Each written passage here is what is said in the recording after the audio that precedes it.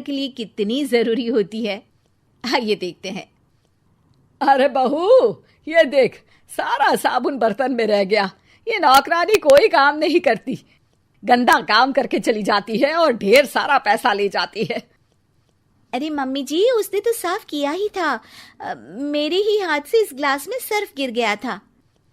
अरे बस कर झूठी, उसे बचाने के लिए सारी जुगत लगा ले, लेकिन मैं तो इसे निकाल कर ही रहूंगी। हमारे जमाने में ना कोई नौकरानी थी और ना ही ये चिकने बर्तन।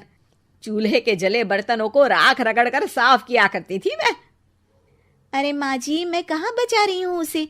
और वैसे भी आजकल नौकरानी जरूरत नहीं, स्टेटस सिंबल बन गया है।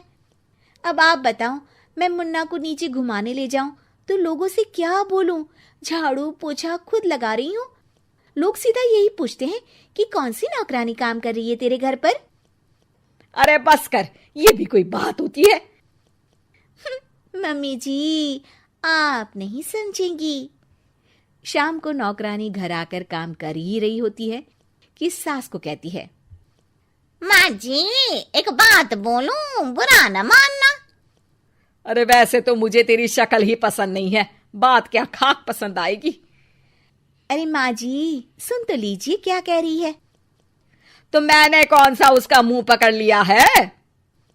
अरे माँ जी, वो लाल साड़ी पहनती हो ना, ना पहना करो।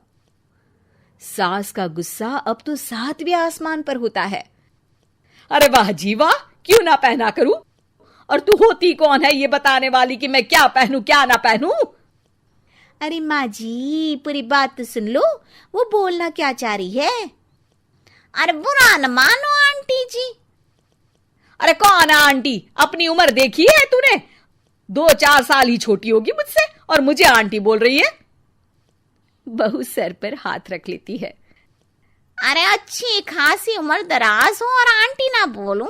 मैं तुम्हारी बहू से भी 4 साल छोटी हूं। क्यों दीदी? बोलती भी क्या, एक तरफ सास यानी पति की माँ, तो दूसरी तरफ नौकरानी जिसके बिना घर का काम नहीं चल सकता। वो दरअसल माँ जी की शादी में बहुत जल्दी हो गई थी ना। अच्छा ये झगड़ा छोड़ो, ये बताओ तुम माँ जी को लाल साड़ी पहनने से क्यों मना कर रही हो? वो ना, इनकी उम्र की सारी औरतें सोसाइटी में इनके लिए बात करती हैं कि तुम्हारी सास बुढ़ी घोड़ी लाल लगाम है। बहू को ये सुनकर गुस्सा आ जाता है। अरे वाह वाह, कौन बोलता है जी?